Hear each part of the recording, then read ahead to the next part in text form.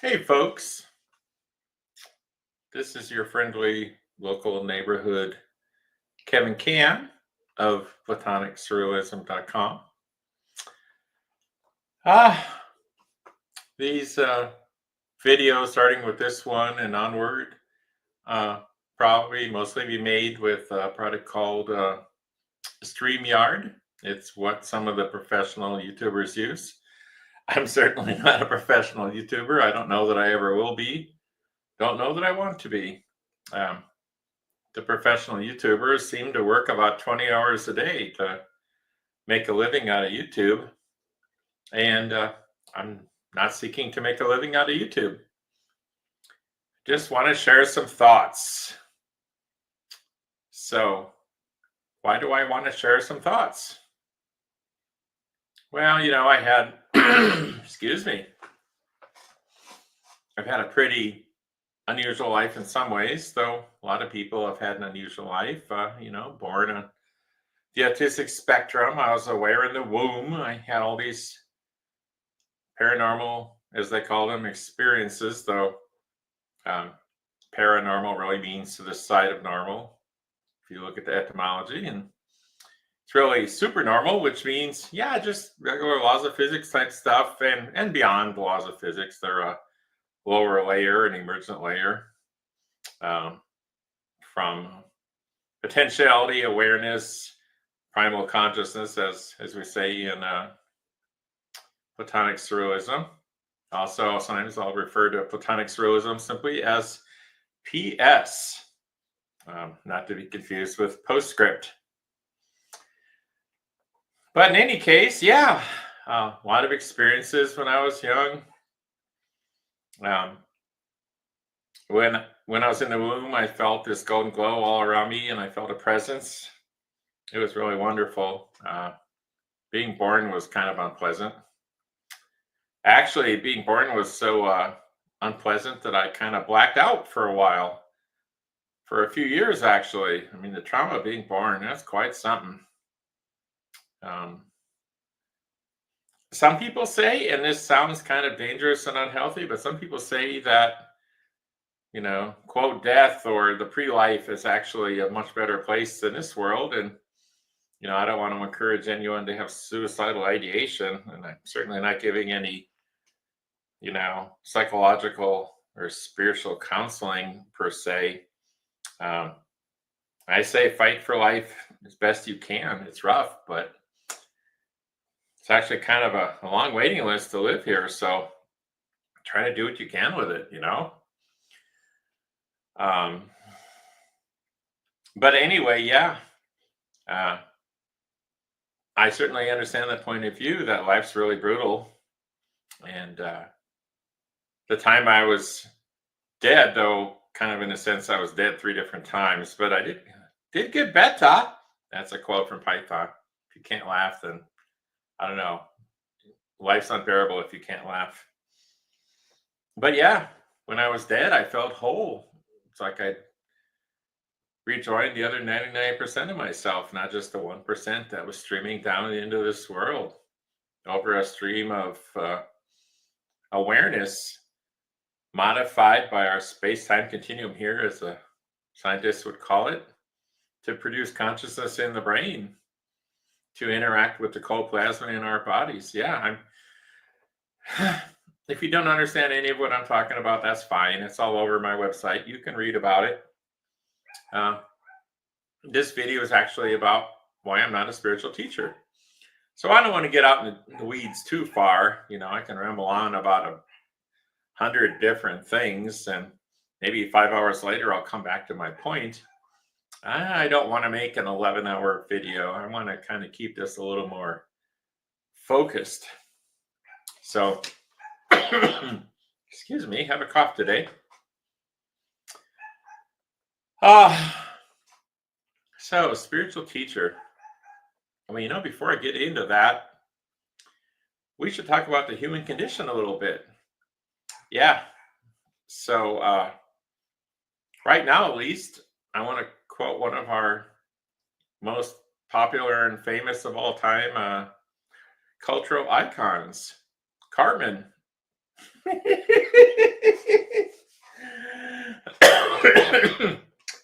So,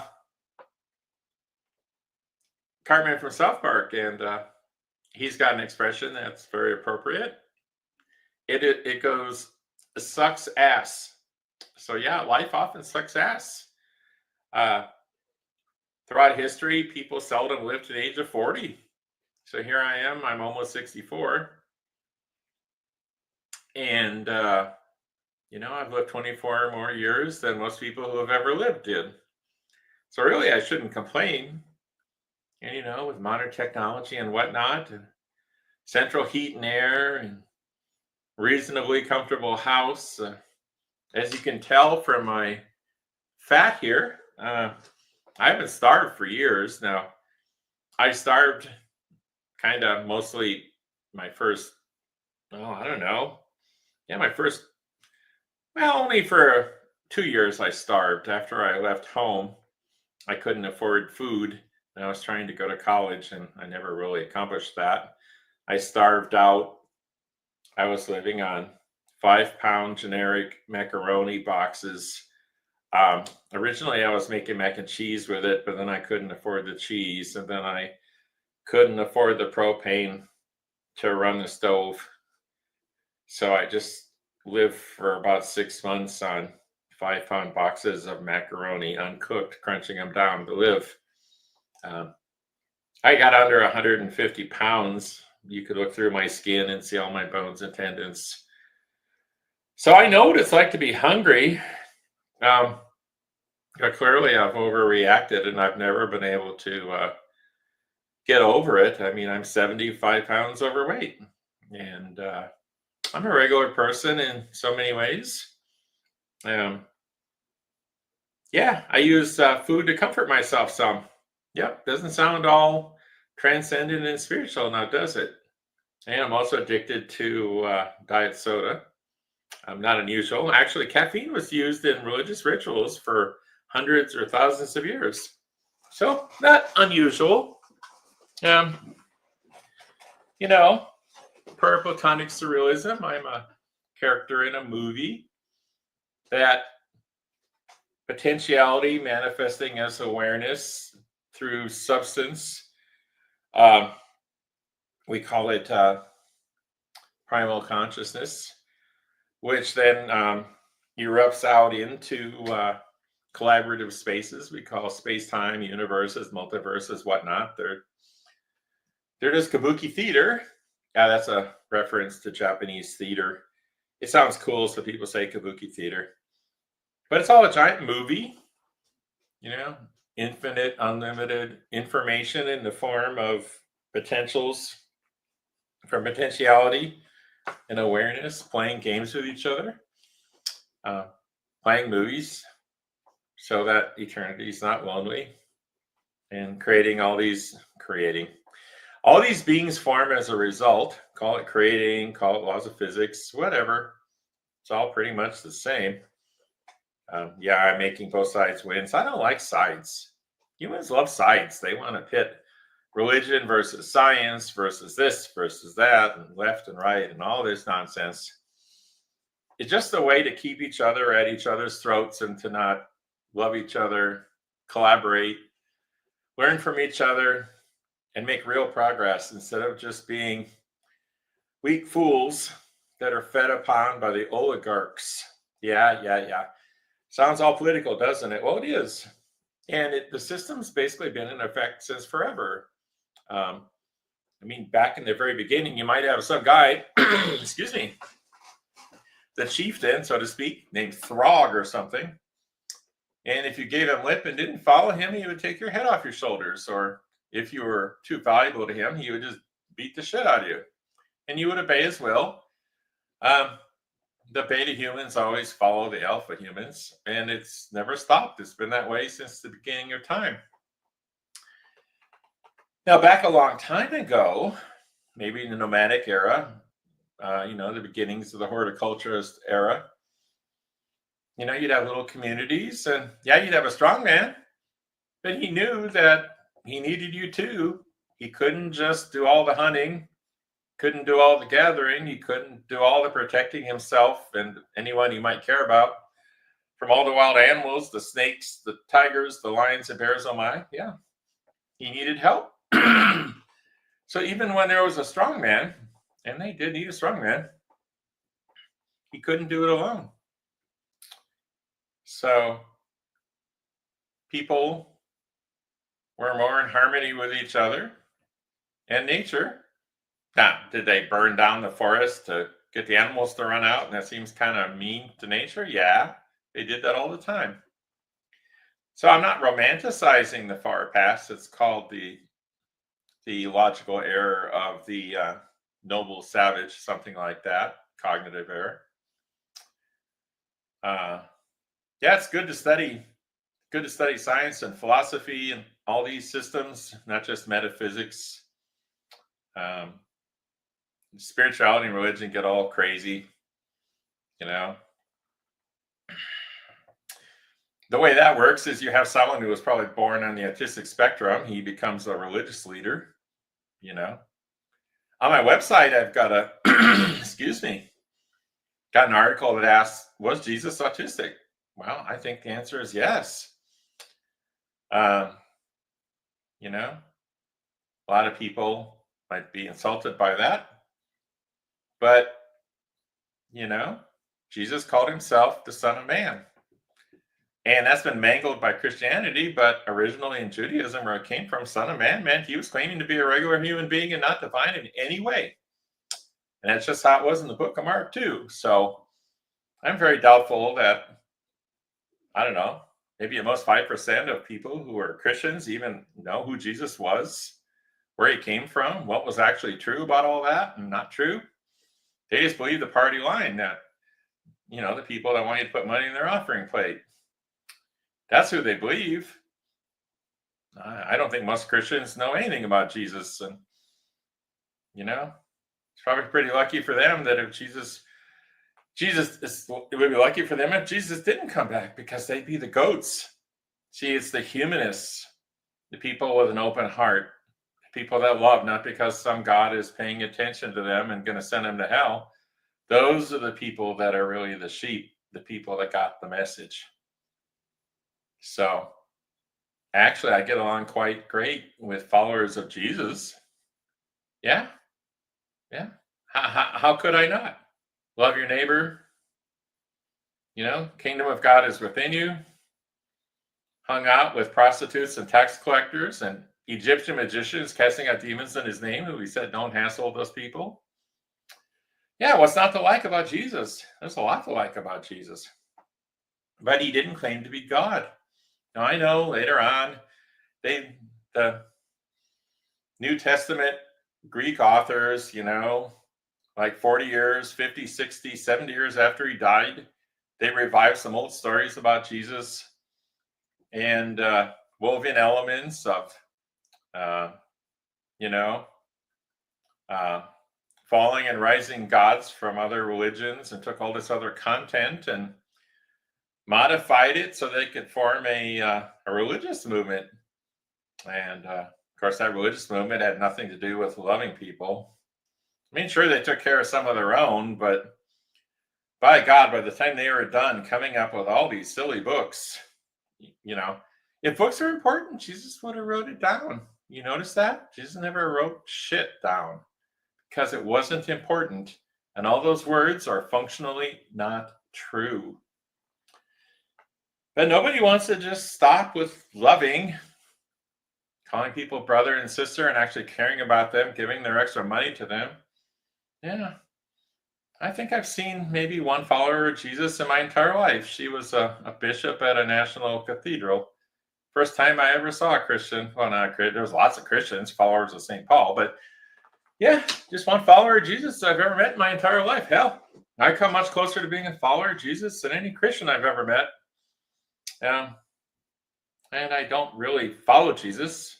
I follow the example of loving and brotherhood and sisterhood, and not trying to dominate other people, trying to be good to people around me in the world.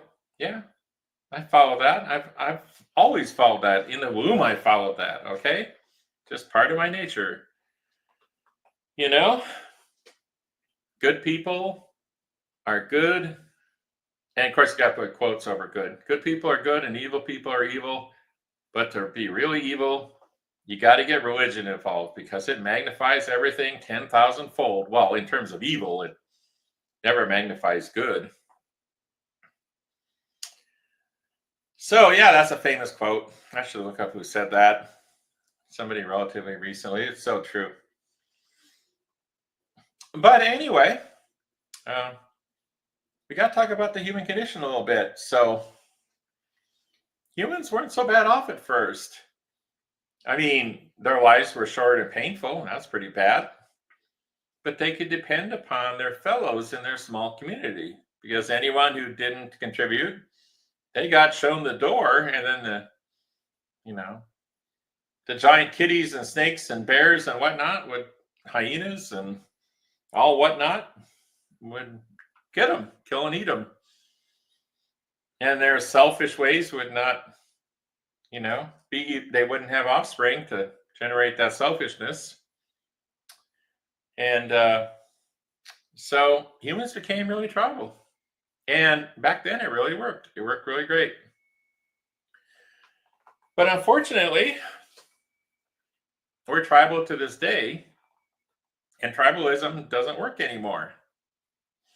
Now, I do want to mention one other thing from tribalism that was really special and wonderful, and we really miss. See, back a long time ago, there was this thing called the stages of life, and you'd have initiations, not spiritual or religious initiations per se, but initiations into the next stage of life. So the communities would listen to the wise men, people like 40 years old, the old people. And they would value their wisdom. And the kids would be brought up in a way that would make sense. They couldn't just be crazy people spouting nonsense, rampaging around, destroying shit. They couldn't be because they'd be shown the door. Well, eventually, they'd be shown the door, and then the wildlife would eat them. But if they wanted to live, they were smart, they would receive the training to be an adult, to be a young man, to be a young woman. And that kept everything together for a long time. It was wonderful. And then, there's the later stages of life, being married, being old, getting ready to contribute to the tribe without being able to do much physical work anymore, that sort of thing. There were stages of life. People worked together for the common good. They actually did. It wasn't that they were so, quote, good or evolved or anything. It was survival. But it was wonderful. And we don't have that anymore. I mean, I guess in a few spaces here and there, the Mexican people, I believe, have a nice little ceremony for like 15, 16-year-old girls. Yeah, that's great. I love that sort of thing. Get them ready for womanhood. I think that's awesome. And if I had my stuff together, if I was a spiritual teacher or something, it's like Quinceanera, something like that. Hell, I don't know. I can look it up. But you know what I'm talking about. Everybody knows about it pretty much. So we're missing that. So what happened for humans is that after we stopped moving around so much, hunter-gatherer, and started building bigger and bigger communities, those communities needed a strong leader, and there needed to be specialized tasks. Some people would weave, and some people would do pottery. Some people would be guards. Anyway, all the various functions. And once the bonds between people weren't as obvious anymore as they once were, then corruption started to settle in. Because if your whole job was to do, 4 hours of work at the local kiln or whatever, yeah, maybe you cheat everyone. You only do 3 hours. And, well, maybe your brother-in-law, is part of the council of elders or something. And Yeah, they hook you up. And I'm just saying that kind of stuff has been with us freaking forever. And now, and by the way, an important point here. Once humans are able to have domesticated livestock and like guard dogs and things and to store up grain, they started getting a surplus. And that surplus let them breed a lot more. There's pluses and minuses of that, but for a while anyway, that was pretty good. Um, more people to work, etc. Less chance of going extinct because there aren't enough people around. And so that was good. But when you get those surpluses, it's called game theory. Somebody will figure out how to game the system and they'll skim off the top so that they can have an easier life. Usually it's the alphas, the strong, maybe not empathetic, maybe even psychopathic humans that would learn how to game the system, how to cheat and steal and kill and get away with it and take people's stuff. So that started coming into the human family of society. And, it's probably been a thing for, well, I'm going to show my ignorance here. I'm not really a scholar. I don't need to be. I just need the big picture. We all need each other. And when I need to know specific stuff about, say, the Bronze Age or the Iron Age or the whole horticulturist era, whatnot, I just look it up. And people who are trained in this, they have the information. And I write a lot of documents. It's really convenient. Even me with one's autistic savant memory, I don't have nearly the memory I did when I was young, when I memorized decks of cards and went to Reno with it and turned $200 into $35,000 because I just memorized the decks. I don't have that kind of memory anymore. It fades over time. It's a known thing. A lot more like anybody these days. Yeah, autistic people can get a real inflated opinion of themselves. It kind of goes with the territory. Or, some get so beaten down, they're barely alive. That's pretty common too. Yeah. Back in the day, autistic people might become a shaman. Yeah, they could think outside the box. They might be, due to the autism and trauma. Trauma is known to open you up to unusual experiences. They might turn into a shaman.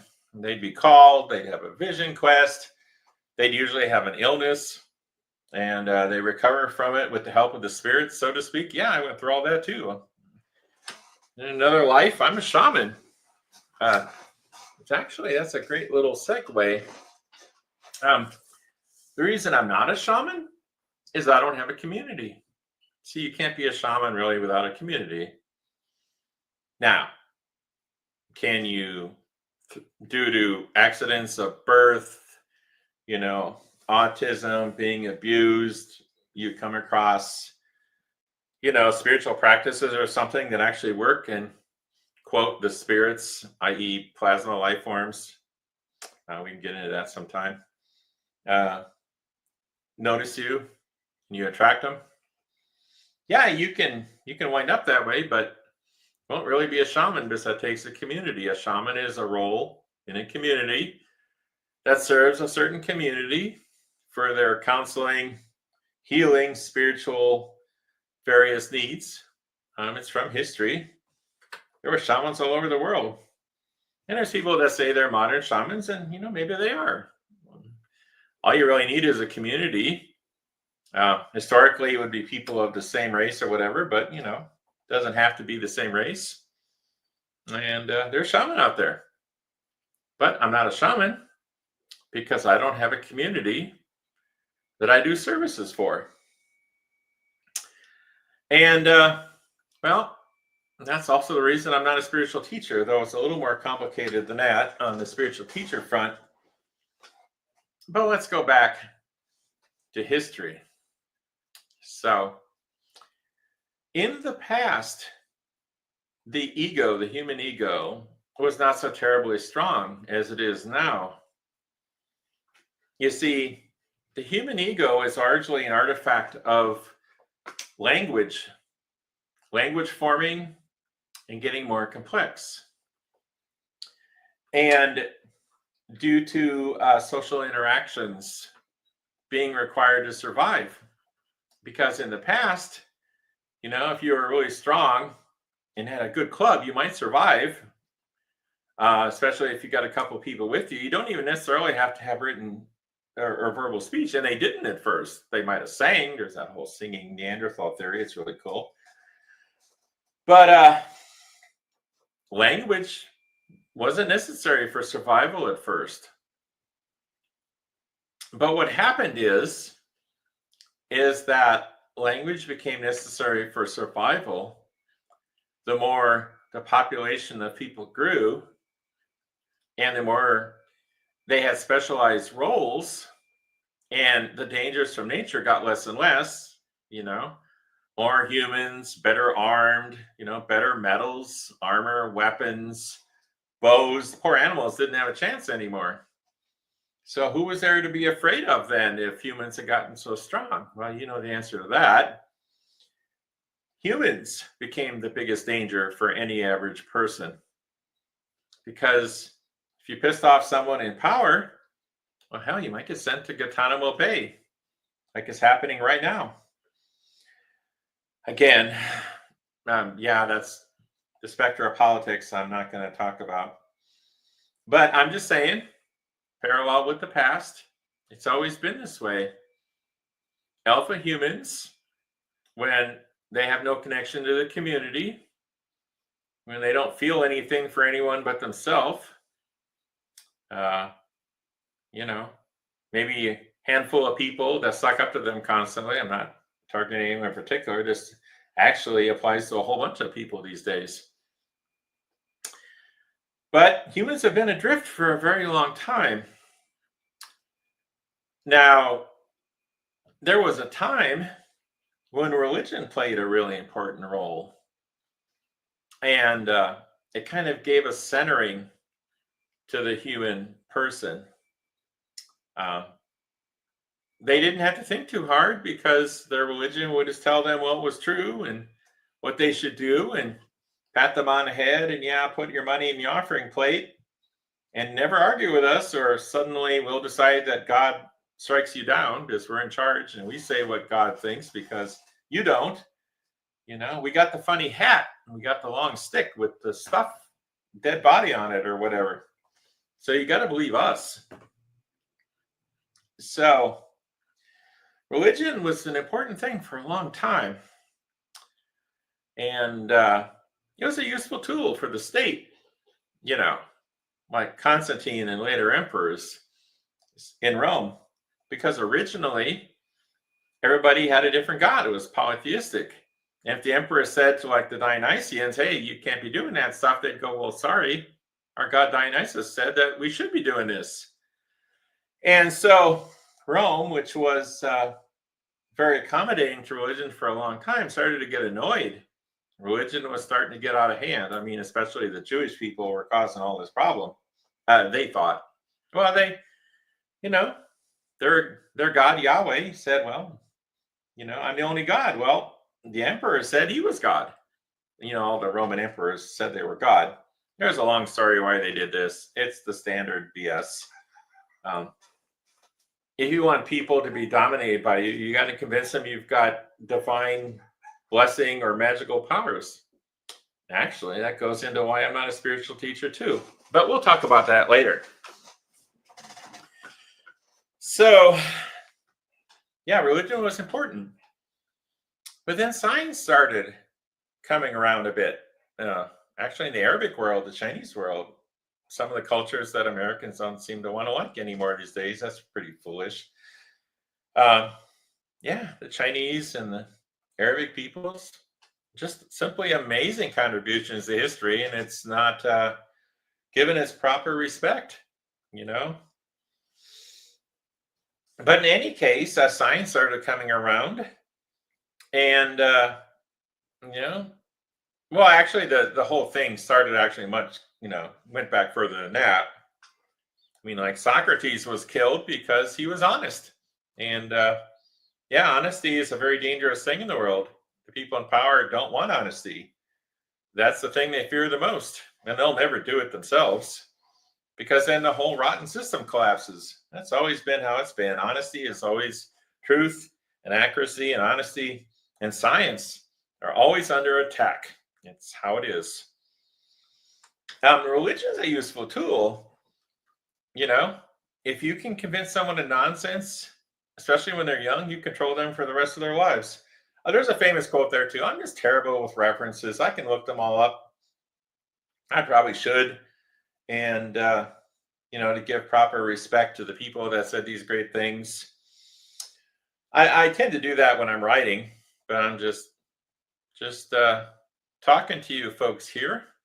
Just an impromptu little recording to enjoy my new purchase of this StreamYard software, which seems to be doing a hell of a fine job. So religion started to fall apart. And in many ways that was good because anyone could suddenly get a revelation and say that you should follow them and whatnot, all these different cults and factions and whatnot.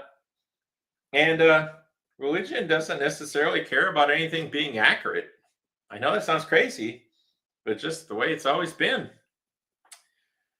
Now, am I saying there is no supernatural, there is no mystical, there is no God and all this? No, I'm not saying that at all. It's just not how you might think it is because what's true is so heavily suppressed. And no, I don't have some crazy theory about, God's really an alien and Jesus is coming in a spaceship, all this crap and this ridiculous bullshit. No, nothing like that. Love it or hate it, but Platonic Surrealism covers all the things you might want to know about almost anything. I mean, if you, concur, of course. I'm not trying to push anything on anyone, just put things out there for conversation. And there's basically high and holy things. Yeah, there are. And you know what? Just something like Platonic Surrealism could fill that empty hole in you. And almost everyone has an empty hole in them.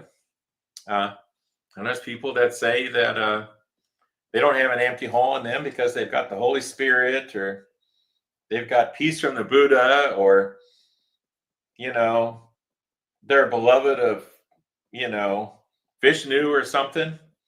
And, religion does plug up the empty hole in humans, but it most certainly probably is very lacking in facts in many cases.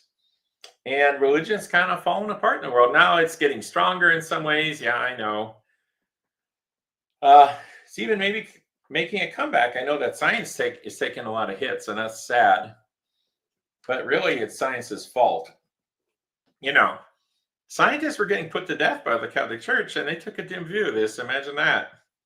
And look what science has done for us. Saved us from COVID, keeps our beer cold, protects us in so many ways. Yeah, science is wonderful. But science doesn't fill the hole inside because humans are more than they know. Everybody knows it. Even the scientists, they know it. They don't want to admit it, you see. Some of them go, oh, well, I'll look up at the stars and feel that sense of wonder. But those days of bullshit are almost over. Almost any scientist, anywhere, if you catch them with a couple of beers on them, they'll often say, yeah, gosh, sure must be nice to have a religion or something, because they feel that hole. They won't admit to it. They might get thrown out of their university if they talk about it much. At least that's how it was. Things are getting a little better.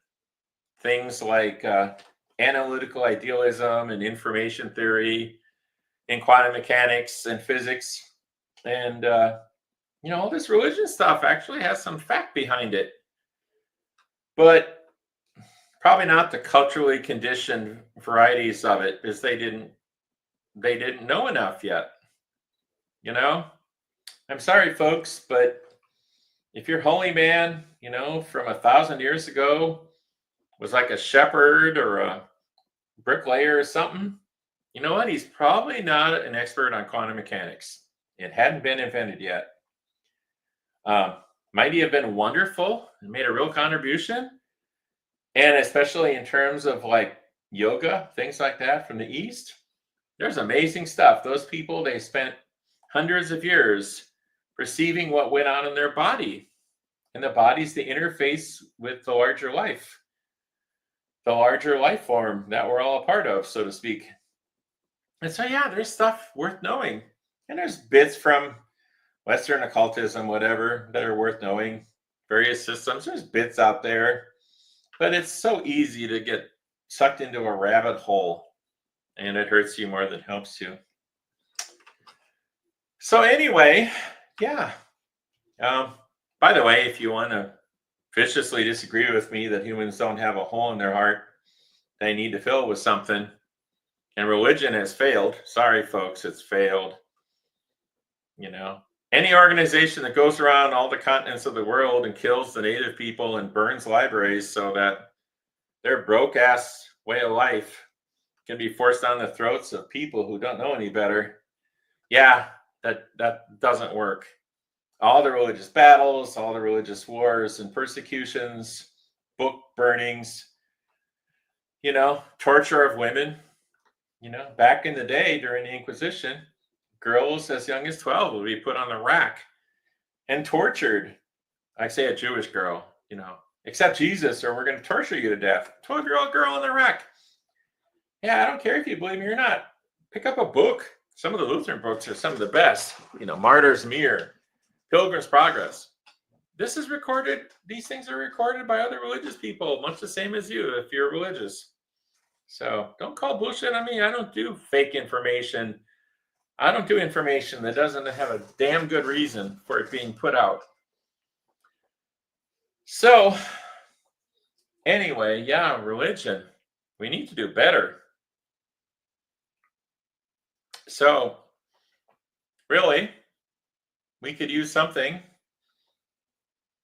that incorporates what people call the divine into a framework, showing proper respect to truth and beauty and the infiniteness of timeless, spaceless being. Yeah, it's there.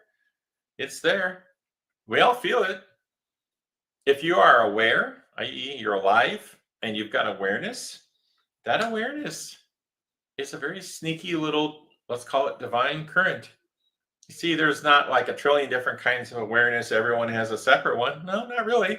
There's one awareness. It's like a field. It's a field within the master field of potentiality.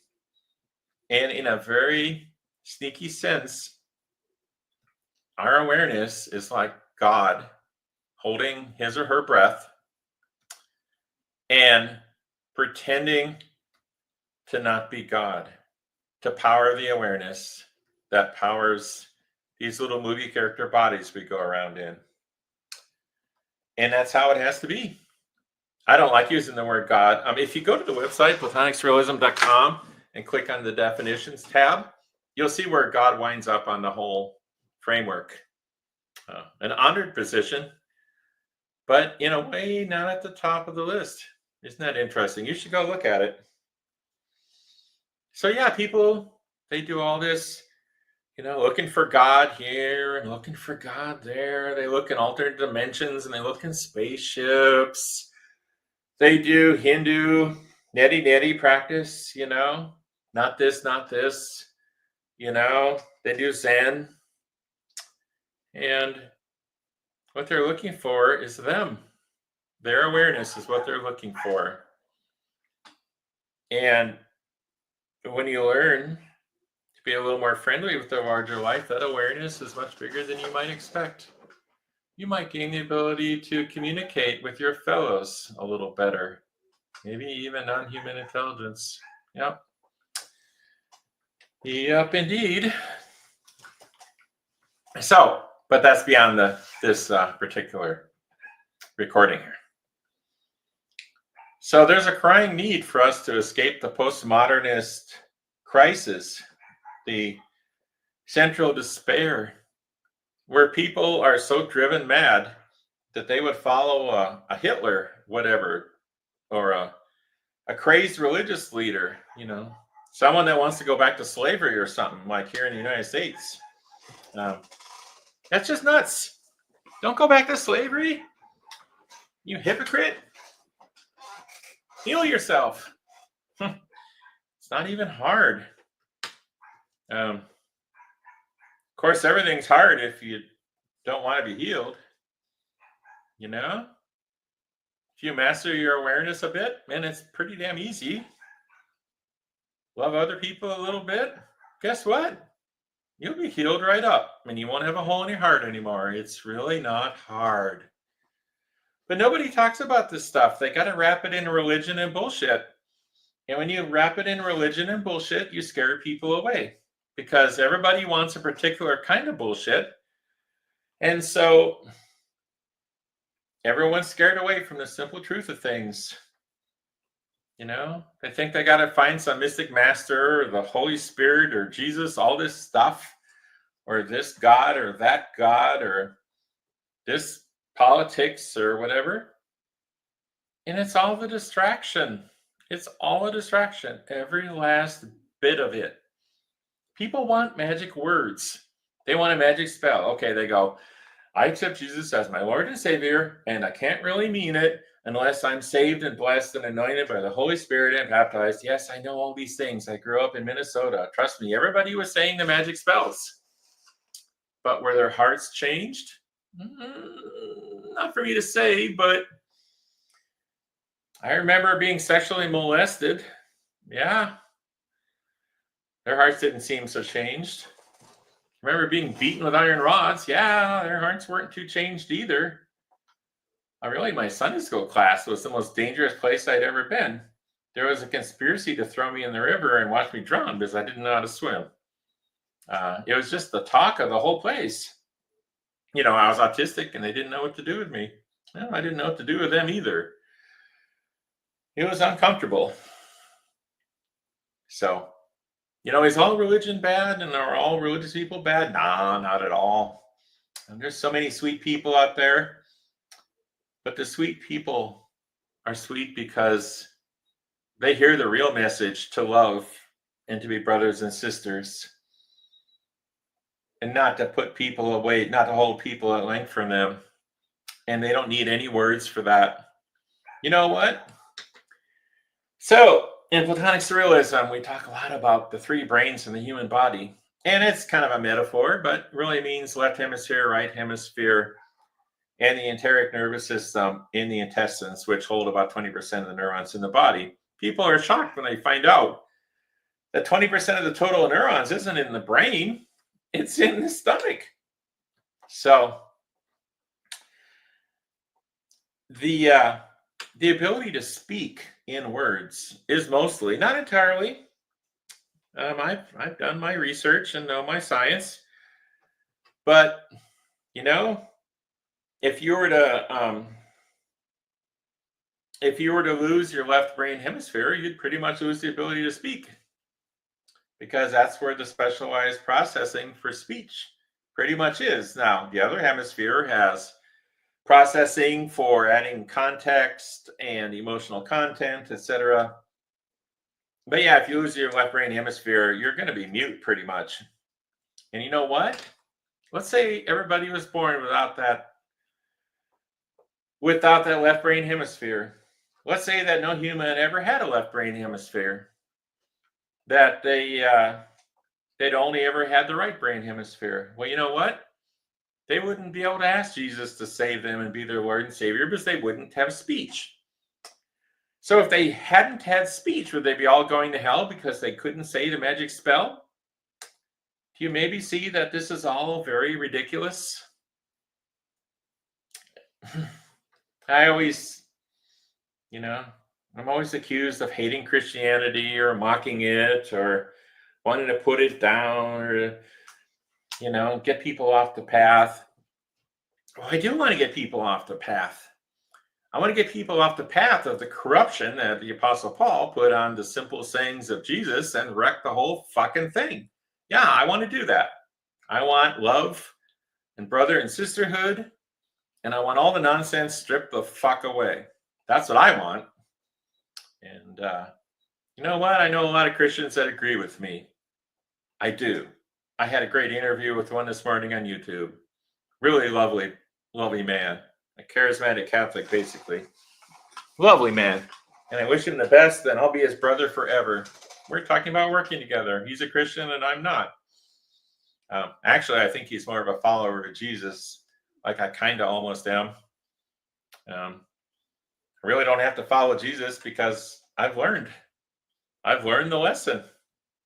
You don't have to follow someone when you're an embodiment of the lesson. Now, have I given all my money away to the poor? Well, if I did that, guess what? I'd be poor. And then everybody'd have to give all their money to me. You see, those cliche phrases, they never actually happened. Sorry. All that stuff was written down like 50 years after Jesus died. So sorry. In fact, nobody knows what Jesus said because he didn't write anything down. Yeah, isn't that something? I know. The Holy Spirit inspired all these people. But, in one book of the Bible, Joseph was the father of Jesus, and in the next one, he wasn't. And in this one, he's a Nazarene, but this one, he's from David. And then there's been all this thing called harmonization, where they take all the broke-ass versions of the Bible that make no sense and try to make them make sense. But it's all a scam. Nobody knows what Jesus said. He didn't write it down, and no one around him wrote it down. And then, 40 years went by, and then some people started writing down some stories they heard. You know what? There was like 3 different Jesus. And it's not even absolutely guaranteed that all the people were writing down the same stories about the same Jesus. I'm not making this up. I don't want to cause trouble to my Christian brothers and sisters, at least not the followers of Jesus brothers and sisters. I don't want to cause any trouble, but this is just simple stuff. They should teach it in grade school. Basic history, undisputed. Except in faith communities, they've got these goggles on. Read the Bible. Trust me, if you read the Bible thoroughly, you probably won't be a Christian anymore. That's how it works. That's how I learned the truth about Christianity. They told me to read the Bible, so I read all of it, every last word. And then I went on to study church history, all the councils of the Catholic Church, everything all the way back. I got all the way back to Samaria. So I know.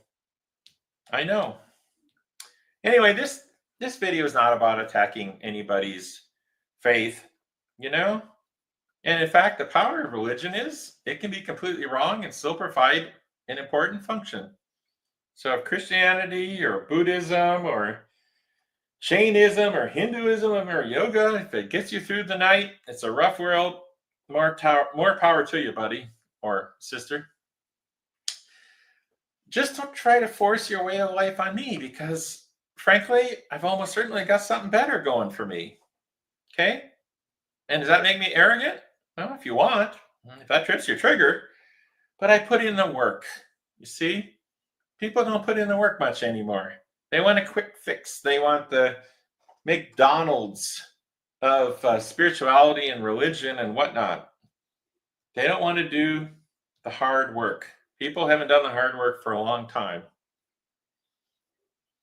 So,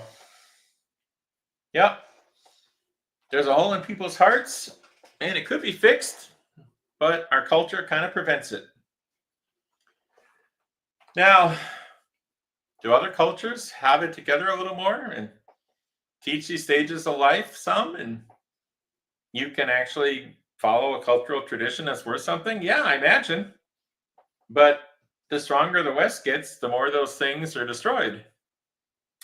And I'm not some counter-revolutionary against the West. I love the West in many ways, but boy, it's made some wrong turns at Albuquerque. Oh my God. We're in the last stages of the oligarchs taking all the money from the lower middle class and replacing us with machines. Everybody knows it. Everybody's heard it. And they hope it's not going to happen or happen too quick. And in the end, there's going to be one old fat white man who's got all the little pieces of green paper, and he'll be the last living being, him and all the AIs. that he owns. That's where we're headed, folks. I don't like it. I don't like it at all, and it's all too likely. All right. So, actually, I can finish this up pretty soon here. So, why am I making a video about not being a spiritual teacher? Well, I've done a couple podcasts where people just assume I'm a spiritual teacher. I had one fellow tell me earlier, man, you are just a bad spiritual teacher. Well, I'm not a spiritual teacher. Maybe that's why I'm bad at it. People assume if you're knowledgeable about spiritual things, or at least people think you're knowledgeable about it, that if you don't spend the rest of your life walking around waving a magic wand at them, whether it be Bible verses or Shaktipa from your hand, whatever, magic spells, that's your function if you know this stuff, obviously, because you got to save everybody. That's what people think. And I don't dispute that there's so much suffering, and if a lot of people could be, quote, saved from their suffering, I'd really love to see that. But that's got to be a function of culture and society.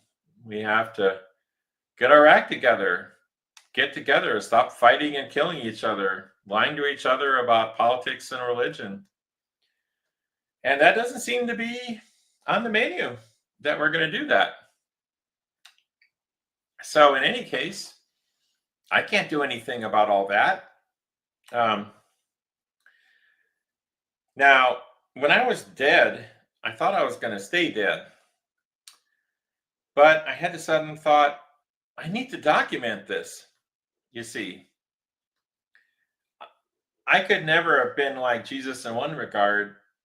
For me, if you don't document it, you didn't do the job. I'm sorry. I mean, Jesus was probably illiterate, you know. Masons, which he probably was, by the way, not a woodworker. Masons and woodworkers were pretty much illiterate. God being born as an illiterate person. Well, I'm not going to say anything about that. But again, you know, words aren't necessarily important. So who knows, right? I'm not here to, I mean, Jesus was as divine as anyone, you know, there's one life and we're all reflections of it. Yeah, okay. I mean, Jesus was divine. You're divine. I'm divine. Everyone's divine. Divine within the framework of being just human beings like Jesus said he was. Yeah, just throw away that book of John. Boy, that one got corrupted. Yeah, stick to Mark. You'll be much better off if you want to do the Christianity thing.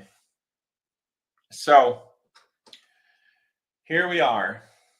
I can't save anyone. Let's say I had all the secrets of the universe, and you know what? I might have 10% of them. I know that sounds so bogus, but I might. You know, you've heard my story. You know, I haven't talked about the battle I had with the master black magician, you know, in St. Paul in 81 in front of 10,000 people.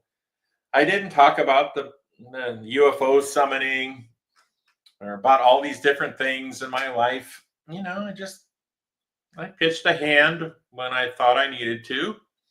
And people think I go around beating my chest about it. Well, no, but, you know, a lot of people think there's no magic in the world, when in truth, magic exists in the world as a subset of it. We got to start talking about this. It's science, actually. We're just not there yet. So, yeah, I can't save anyone. And strictly speaking, people don't actually need spiritual salvation because they're not sinners. They're not broken. God's not unhappy with them.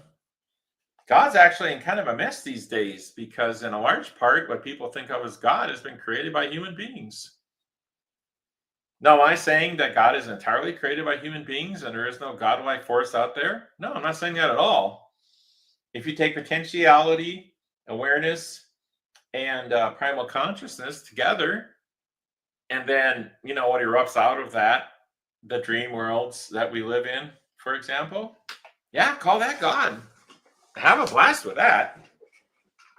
But that God is infinitely loving, infinitely accepting, and doesn't create people just so that this God can send them to hell before they're ever born or had done good or evil. Yeah, it's called the theodicy. I think it should be called the idiocy myself. The problem of good and evil. There's no problem. Except for get rid of evil. Yeah, evil's not a genuine thing, not supernatural evil. Well, there's a little trace of it. It comes from religion, that's almost true, but we'll go into that another time. So, in Platonic surrealism, it is said that monads are the mediating force between mediating vehicle, if you want to say, or force, or quantum waveform, or particle, whatever you want to call it. Calabi-Yau manifold, whatever you want to call it, between awareness, between potentiality and awareness, and what's called primal consciousness, and then all the worlds. The monads, they're rather like timeless, spaceless, on the edge of time and space, Boltzmann brains. All the physics know about this. I wrote some articles about this, sent it to the Invisible College. You UFO people probably know what that means. They're talking about it these days some. So, I'm not saying they're ripping me off, but yeah, I set it out there over 10 years ago. It's not rocket science. I'm sure a lot of people came up with it independently.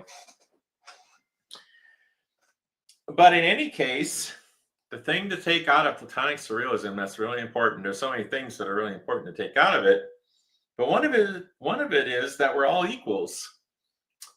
And we don't just have one soul, so to speak. These monads that spin reality and universes, they collaborate. There might be 10,000 of them that collaborated, and their interactions evolved in time, which only began when they wanted it to, evolved into the laws of physics, so to speak, of our multiverse.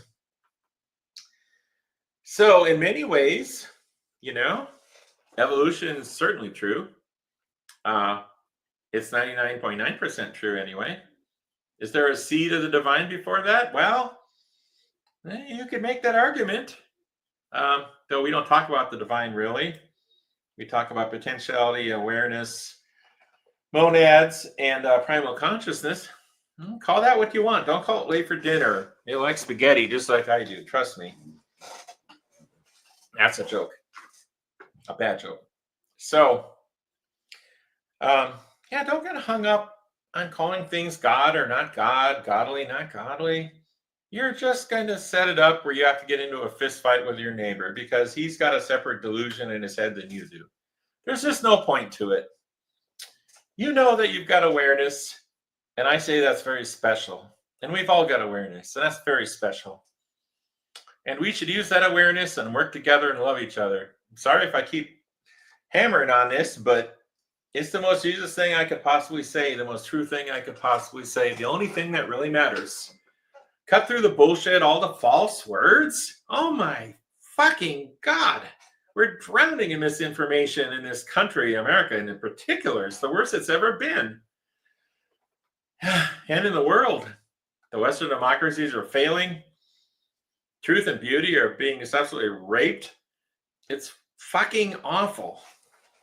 But what can I do about it? Well, nothing much. We're in a movie.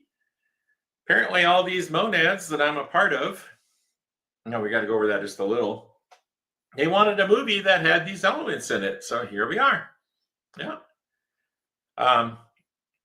Yeah. Multiple monads, maybe up to 1,000, maybe 10,000, maybe 1,000,000 sometimes. One person might have maybe 1,000,000 monads streaming information into them. That'd be a pretty advanced person, much more advanced than me, I'll tell you. So yeah, we don't just have one soul, so to speak. We all need each other, and everyone has a piece of the puzzle. So by not loving our neighbor, we're stabbing ourselves in the face with sharp knives. We're being foolish. We got to stop that. We're not going to survive, If I peeked into the future 300 years, I'd say there are no non-cyborg humans left, not a one. It's ugly what's coming. So, what do we do about it? Well, maybe nothing. Maybe the movie is we're screwed. Could be. Now, that sounds pretty nasty, but of course, one dream over, we're living in paradise, you know? Bernie Sanders got elected president. Everybody hugged and loved each other. It was not all this stupid controversy or whatever. You know, Voltaire is in charge. You know, pick your Plato. We're in Plato's Republican. It actually works. You really couldn't, but yeah, Philosopher King. Sounds nice on paper, but probably doesn't work. So here's the thing. You know, you may wonder, why does, quote, God put up with all this suffering in this world? And doesn't he want to fix it? I.e., shouldn't we kill our neighbor who disagrees with us and then claim we're holy because God told us to? No, it doesn't work that way. You see? But infinite number of worlds, an infinite number of movies, none of them, which, by the way, are made of matter or energy, so there's no waste. The folks who don't like the many worlds interpretation, they go, oh, that's not parsimonious. Well, they don't know what parsimonious is. And if there's no wasted energy or matter, then it's all academic anyway. And there is no wasted energy or matter. So if awareness is watching all the movies, it watches all the great movies, and it watches all the horror movies. It watches all the different kinds of movies. It wants to see all the combinations from potentiality played out. Because it can feel whole again. This awareness is actually a teeny tiny bit split off from potentiality. Because it only looks at a certain path through potentiality at a time. Now, you know, will it eventually get all the paths worked out so it's pretty similar to what potentiality was if it was actually real and not just potential? Well, it'll get somewhat close. And some people think that's the whole goal, to evolve into a perfect form, but really it's not. You know, if you're an infinite, timeless, spaceless being, okay, you put together a jigsaw puzzle, great. After 1,000 trillion, billion, quadrillion years, you finish putting it together with the manual calculations run by monads. What do you do then? Well, that puzzle's all you had to do. So guess what? You turn it over and you start again. Yeah, I know it doesn't sound like much. Sorry, I don't make the rules. Well, maybe I sort of do. Maybe we all do. The Hindus talked about this. The great cycles. Yeah, scientists talk about it too. You know, the eternally collapsing, expanding multiverse or universe model. These aren't new concepts. So, why I'm not a spiritual teacher. Okay, we can finally get to that. So, yeah, I don't have much of a hole in myself, in my heart anymore. I've seen too much. I've lived too much, experienced too much, thought too much. Not thought. See, the not thinking part is some of the most important. Because if you don't worry about things, you know, like Edgar Casey, the sleeping prophet, you take a nap and you wake up and you know things. It happens to me basically every day. Just let that right brain hemisphere do its thing. And it will make sense of everything. Yeah. For you too. You don't need to listen to fat old blowhards like me. We have our uses for a period of time, but once you get on your feet, yeah, you do it all yourself. A little help from your brothers and sisters, that's recommended, but yeah, we're all equals here. Now the monads, they play a movie part in a person's quite often of just slumbering. You know, they enjoy the good food, the good sex, the petting the puppy dogs, and they don't want anything much more than that. You know what? They don't have to. They got all eternity to experience every movie. And all the monads have differences. They're all almost identical and they're all completely different. You know, you've got to be some freaking inventor of Platonic surrealism. By the way, that domain name apparently had never been registered in the history of the world. It's a perfectly lovely thing to register. I mean, if you want to go out and get, you know, dog cat 999, it's probably been registered, but Platonic surrealism was just waiting for me. it appeared. Yeah. Yeah. Reminds me back in the day, I wanted to push my philosophy of love and being truthful. And every domain name that I wanted to register about being truthful, it was available.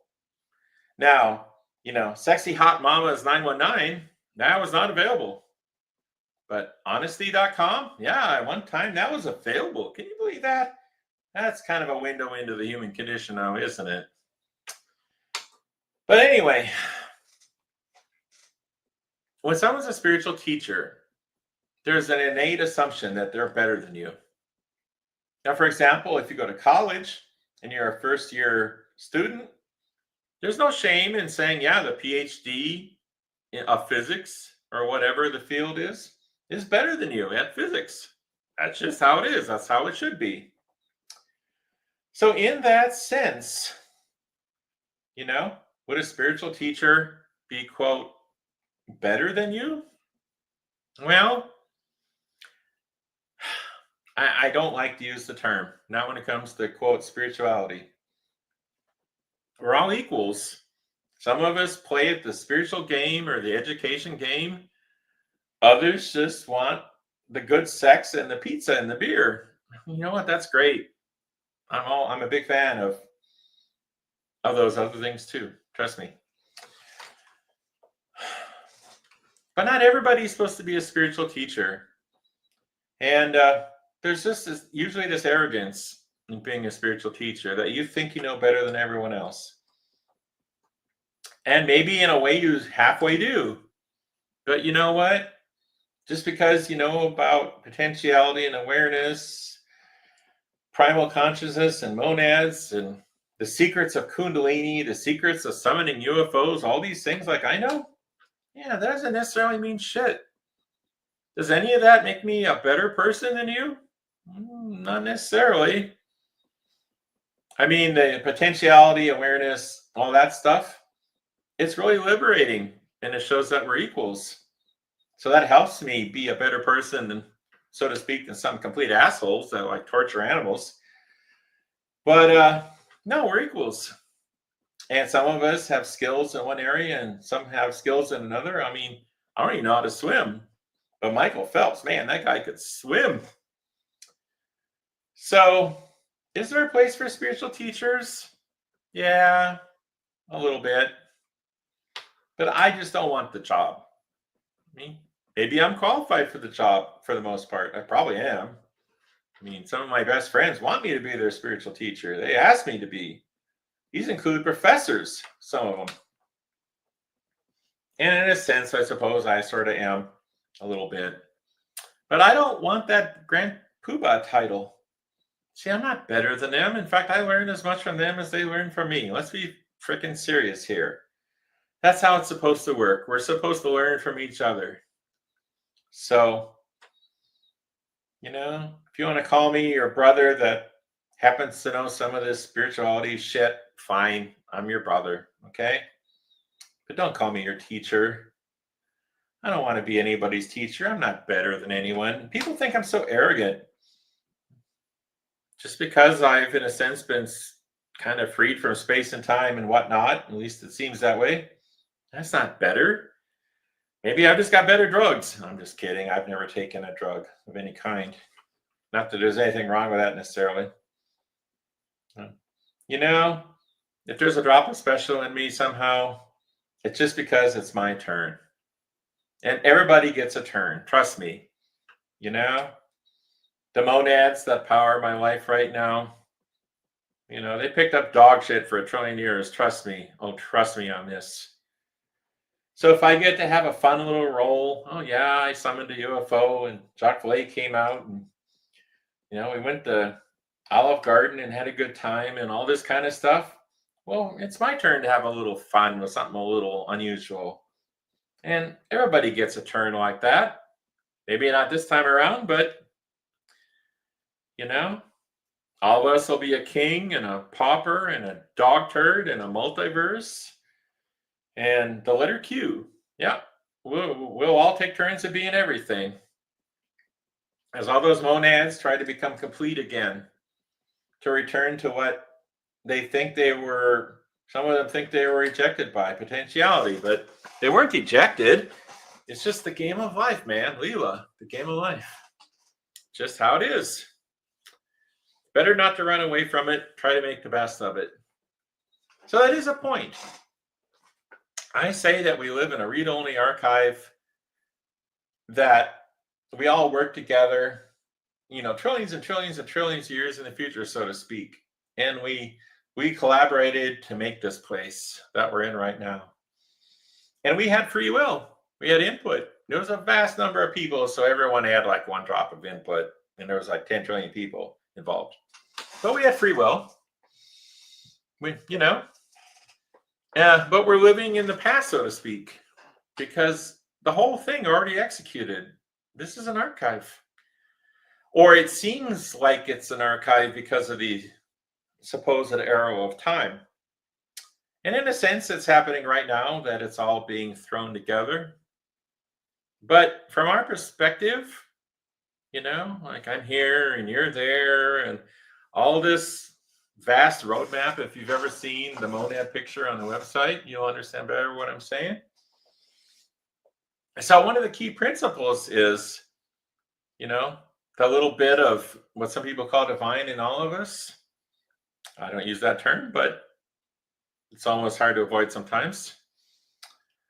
It knows the future because it came from there. So why don't we all know the future? Well, we do. You see, that's the thing. We all know the future. We know all of it. But you know what? If we skip to the end of the story, the end of the movie, there would be no movie. There would be no story. So we don't let ourselves see the future. Now, some people, if you read like the books of my very dear friend Jeffrey Kripal, other books, Eric Wargo, whatever, about time, people do see the future. It's been documented. It's been documented, hardcore documented, no mystical woo-woo crap. It's been documented. And that happens here and there, usually due to trauma, by the way. Trauma powers most anomalous experience.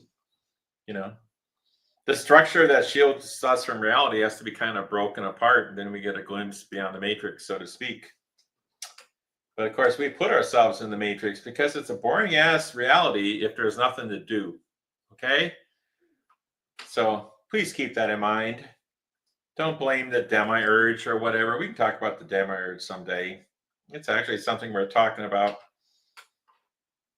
But we have trapped ourselves, because if we didn't feel trapped, it wouldn't feel real. And if it wouldn't feel real, we wouldn't feel like we were here. And if we didn't feel like we were here, we might remember that we're running the place and just bitching about it now. Bitching that somebody's doing this to us, but it's us. I know how it sounds. Now, does that mean, since all the choices were made in the future, that we've got no free will here and we should just sit down and wait for the world to end because we've got no input? No, I didn't say that at all. It's just exactly the opposite of the truth. Since we won't let ourselves know the future generally, then it's incumbent on us to all do the best that we can. Because if it works, well, guess what? It was part of the future. And if it doesn't work, guess what? It wasn't. And we're not going to know till all this is over. But we already know. But we keep ourselves from the knowledge, or else we just be God, so to speak. So I recommend everyone try their best. So we're coming down to the last minutes here on this video. I'm not a spiritual teacher. I have too much respect for myself to be just a spiritual teacher. When I want to be a puppy daddy, I'm a puppy daddy. When I want to drink beer and eat pizza, I'm that. If I want to be loud and obnoxious and get drunk or go to Poland or whatever the hell I want to do, well, then that's who I am. And I don't have that spiritual teacher tag making me miserable, weighing me down, when it's a bullshit title to begin with. So no, I'm not a spiritual teacher. I have a much higher standard for myself than that. Now I know that I just insulted some really great spiritual teachers out there. Like I know one guy, uh, I believe his name is pronounced Rupert Spira. Could be Spira. I've never talked to the gentleman, never had the great honor. He really knows his stuff. He knows about awareness and consciousness, all these things, and seems to be friends with some of my friends out there. I probably could meet him. He's like a friend of a friend, you know. Great guy. I think he's pretty helpful. Actually, he helped me a little bit. I watched some of his videos and I had some snags. See, we all need each other. I keep telling you this. You know, don't go running after a spiritual teacher to do everything for you. Okay? It doesn't turn out. Not everything for you. So there you go. I'm not a spiritual teacher, but I know a thing or two. Kind of like you. You may not be a spiritual teacher either, but I bet you know a thing or two. There you go. Now, was that a lovely ending to a video? I could cry. That was so perfect how that fell together. Yeah, I'm an old fool. Anyway, I hope you got something from this video. I love you all. Even the people that hate me. I do. I'm not playing at being Jesus. I just can't help but love the other parts of my body, even though they're a pain in the ass half the time. So there you go. And I'll talk to you next time. Bye-bye.